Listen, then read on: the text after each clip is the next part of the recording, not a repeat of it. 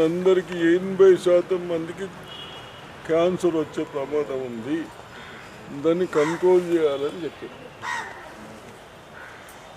దాన్ని ఎవడు యాక్షన్ లేదు. అందుకొరకే ఇప్పుడు మనం ఏం చేస్తున్నామంటే పాలు ఇచ్చిన వాళ్లకు భారతదేశంలో అందరికంటే ఎక్కువ 10 రూపాయలు ఎక్కిస్తున్న మంచి పాలు ఉన్నది. ఇస్తే ఈ విజయ్ డైరీ ఇప్పుడు అంతా చెడగొట్టేసింది. ఇప్పుడు అంతా మనం మళ్ళీ 5 కోట్లు పెట్టి కొత్త బిల్డింగ్ కొత్త మిషన్ పెట్టి పాలు బాగా ప్యాకేజ్ చేసుకుంటూ వస్తాయి. దాన్ని ఎందుకు పెడతా ఉన్నది గవర్నమెంట్ అంటే ఇవన్నీ చూసుకొని మనము విజయ్ డైరీని కాపాడితే మన పిల్లల ఆరోగ్యం మన ఆరోగ్యాలు బాగుంటాయి.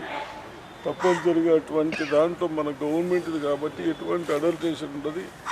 మీరందరూ అంటారు పాలు జల్దీ చెడిపోతాయని. విజయ్ డైరీ 2 రోజులు ఫ్రిడ్జ్లు ఉంటే చేంజ్ చెడిపో, 2 రోజులు ఉంటే 3 రోజులు ఉంటే చెడిపోతుంది. 2 రోజులు ఉంటే చెడిపో. ఎందుకు?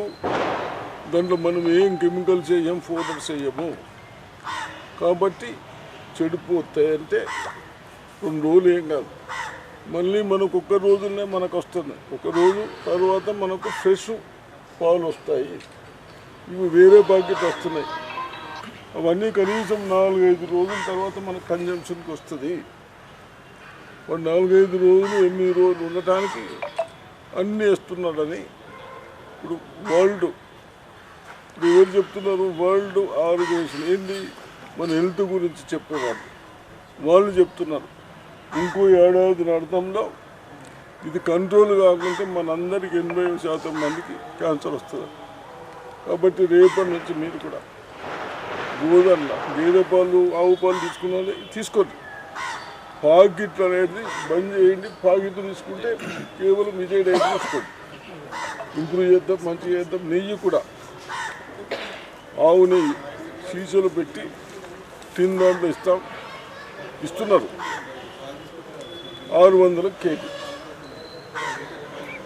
ఇవన్నీ ఆవు ఉన్నాయి. పెరుగు కావాలంటే పెరుగు కూడా సప్లై చేస్తారు. ఇవన్నీ కార్డ్స్ ఉన్నాయి కాబట్టి అన్ని విధాలుగా దాన్ని ఉపయోగించుకోండి. దేని కొరకు చేస్తున్నాం? ఎందుకు ఖర్చు పెట్టి నెలకు 8 కోట్లు లాస్ అవుతున్నాం గవర్నమెంట్. అయినా ముఖ్యమంత్రి ఏమో పాలు ఇచ్చేటోళ్ళకు 5 రూపాయలు తక్కువ వేస్తుంటే ఒప్పుకుంటున్నాడు. ఆయన గరీబుల్లో ఉన్నది. మీరేమో ఏది మంచిగా ఉంటుందో ఇప్పుడు మీరు కూడా ఆడవాళ్ళు సోషల్ మీడియాలో పెట్టేయండి. అందరు విజయ్ డైరీ తప్ప వేరే నెయ్యి స్వీట్లు ఏది కావాలన్నా నాణ్యత ఇస్తున్నాం మనం. అర్థమైందా? చెప్పుకుంటారా? మరి మీరందరూ చెప్పుకుంటామని బిల్డింగ్ ఇస్తారు. ఇదేమి అర్థం చేసుకోండి. అర్థమైందా? ఒకడు అంటాడు ఒకసారి మంచిగా రాలేదు. ఎప్పుడన్నా చిన్న మిస్టేక్ తో మంచిగా రాకుంటే అవన్నీ చేంజ్ చేస్తున్నాం, అన్నీ రెక్టిఫై చేసుకున్నారు, అన్నీ వస్తాయి మంచిగా. రానప్పుడు బంద్ చేద్దాం. రానప్పుడు ఆఫీసర్ ఉన్నాడు సస్పెండ్ చేసి మంచిగా తెచ్చేటట్టు చూద్దాం. ఇప్పుడు ఇందులో సరే 68 సార్. నీది 2007 నుంచి యోగా చేస్తాను. కట్టుకున్నాము. నాకు కూడా నేర్పు రాదా? నేను కూడా కట్టుకుంటే మీ అందరికీ 4 సంవత్సరాలు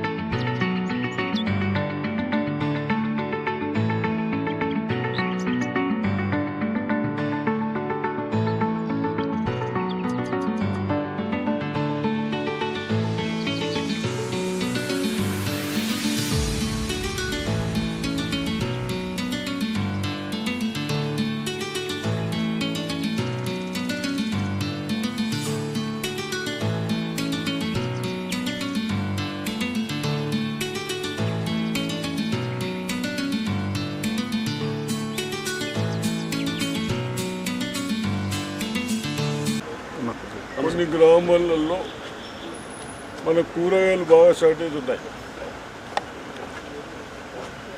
అయితే ఫెన్సింగ్ అంటే ఫెన్సింగ్ కాకుండా ఇది హట్స్ అది పందిరు వేయడానికి ఒక హాఫ్ ఎకర్కు బహుశా 2 లక్షలు అయితే గవర్నమెంట్ ఒక లక్ష ఇస్తుంది, మీరు ఒక లక్ష పెట్టుకుంటే పందిరి ఇస్తుంది. ఆ పందిరి అయితే మరి కాకరకాయలు, బీరకాయలు 10 టన్నులు వస్తాయట ఎకరం, కాకరకాయలు 10 టన్నులు ఎకరం వస్తాయంటున్నారు. టమాటాలు నీరుకి బాధిస్తే 6 months వరకు వస్తుంది అంటున్నారు. ఇవన్నీ ఉన్నాయి కాబట్టి అవన్నీ చూసిన తర్వాత ప్రతి ఒక్కటి మనం మహారాష్ట్రకి వెళ్ళిస్తున్నాం. వీటినేమో మనకు లేట్ అవుతున్నది, అయినా కానీ మన దగ్గర పండించుకుని మనం తినాలని సబ్సిడీ ఇస్తున్నాం. కేవలం హాఫ్ ఎకర్కి ఇస్తున్నాం కాబట్టి ఇవన్నీ సొసైటీలో అప్లికేషన్ పెట్టుకోవచ్చు. ఎవరు కేవలము పండు మండి ఇచ్చిన వాళ్ళకు ఉండి పని చేసుకుంటే పెట్టుకోవచ్చు. మన దగ్గర అన్ని వండాలి. పందిర్లు అని చెప్పారు చూడండి, పందిరికి కాసే ప్రతి కూరగాయ కూడా తాటది రైలు మళ్ళీ రైలు తిరిగి నాకు అది